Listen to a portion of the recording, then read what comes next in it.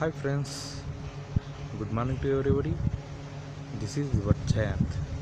ఈరోజు మీ ముందరికి రావడానికి కారణం సదావర్తి భూముల గురించి మాట్లాడాడు. అసలు ఫస్ట్ సదావర్తి భూములు ఎందుకు ఇచ్చారు, ఏ విధంగా ఇచ్చారు, దాని హిస్టరీని మనం తెలుసుకునే ప్రయత్నం చేద్దాం. సదావర్తి భూములు మనం చెన్నైలో ఉన్నప్పుడు 800 ఎకరాలు సదావర్తి ట్రస్ట్ భూముల్ని ఇచ్చారు. అప్పుడు ఎందుకు ఇచ్చారంటే బ్రాహ్మణుల వేద పాఠశాలకి మరియు దేవున దీప నైవేద్యాలకు ఆ సదావర్తి భూముల నుంచి వచ్చే డబ్బులను ఉపయోగించుకోమని ఇచ్చారు.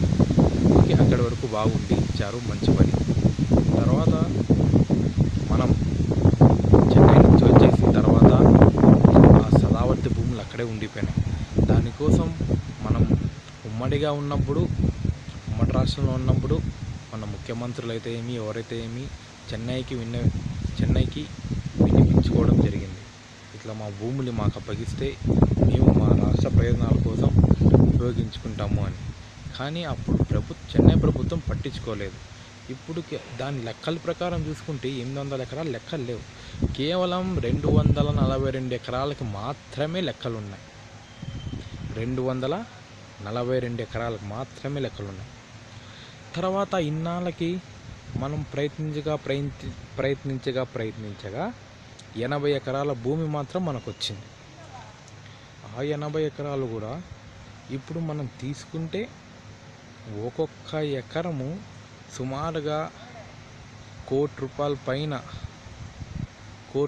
పైన వచ్చే పరిస్థితి ఉంది. కానీ మన రాష్ట్ర ప్రభుత్వం దానిని అన్యాయంగా కేవలం 22 కోట్లకే టీడీపీ ప్రభుత్వానికి కట్టబెట్టాలని చూస్తుంది.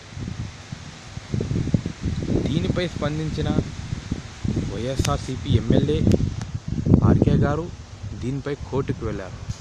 కోర్టుకు వెళ్ళినప్పుడు కోర్టు ఏ విధంగా స్పందించిందంటే, మీరే 22 కోట్లు అంటున్నారు, మీరే ఇంకొక 5 కోట్లు ఎక్కువ వేసి ఆ భూములు కొనండి, లేదా మీరు కొనలేని పక్షంలో మీరే ఎవరితోనైనా కొనిపించండి అని అన్నారు.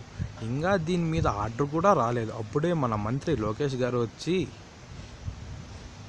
ఆయన ఆర్కే గారు కొంటే నేను గ్యారెంటీగా ఐటీని పంపిస్తాను, ఐటీ శాఖ వాళ్ళని పంపించి దాడులు చేపిస్తాను అని భయపెట్టడం జరుగుతుంది.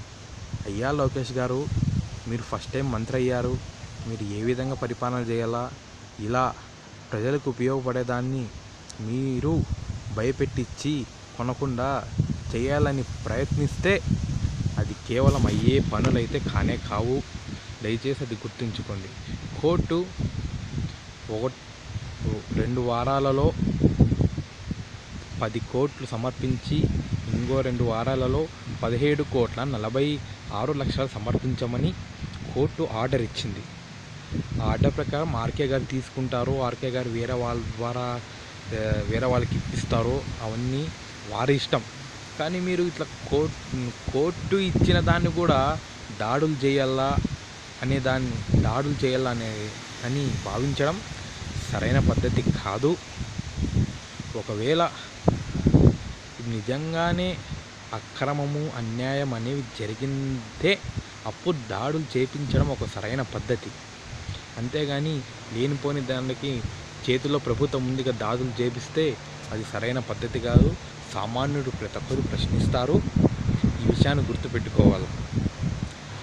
ఇప్పుడు ఈ భూమి కొనిన తర్వాత కూడా ఈ భూమి ద్వారా వచ్చిన డబ్బుల్ని దయచేసి సక్రమైన పద్ధతిలోనే యూజ్ చేయండి. అసక్రమైన పద్ధతుల్లో యూజ్ చేసి ఆ డబ్బులు లేనిపోని ఊరికి తెలుగుదేశం ప్రభుత్వం వాళ్ళకి కట్టబెట్టి ఈ భూమికి వచ్చిన డబ్బులు కూడా వేస్ట్ చేయొద్దండి ప్లీజ్. దయచేసి ఈ భూమి అమ్మిన తర్వాత వచ్చిన డబ్బులు హైకోర్టు వారు కూడా కొంచెం చొరవ తీసుకొని ఈ డబ్బుని సక్రమైన మార్గంలో ఉపయోగించేలాగా చూడండి. అయ్యా లోకేష్ గారు, మీరు అంటున్నారు అన్యాయం జరిగింది, 5 కోట్లు ఎక్కువ పెట్టుకుంటేనే నేను వచ్చి సిబిఐ ఎంక్వైరీ చేస్తాను, ఐటీ దాడులు చేయిస్తాను అంటున్నారు. మళ్ళీ మీరు 600 పైచిలుకు మాట హామీలు ఇచ్చారే, ఆ హామీలు ఒకటి కూడా నెరవేర్చలేదు. మళ్ళీ మేము ఏ కేసు వేయాలి మీ మీద చెప్పండి. మీరు మీ తండ్రి చంద్రబాబు నాయుడు గారి మీద మీరే ఒకసారి ఆలోచించండి. దయచేసి ఈ విషయాన్ని గమనించండి ప్లీజ్. దీని తర్వాత వచ్చిన డబ్బుల్ని, ఈ సదవర్త భూమి అమ్మిన తర్వాత వచ్చిన డబ్బుల్ని కూడా సక్రమైన మార్గంలోనే ఉపయోగించి నలుగురికి సహాయపడేలాగా చూడండి దయచేసి. Thank you for giving this opportunity. స్వచ్ఛ పాలిటిక్స్ కోసం ఎల్లప్పుడూ పాటుపడే మీ జయంట్ వైఎస్ఆర్సీపీ. Thank you. జై హింద్.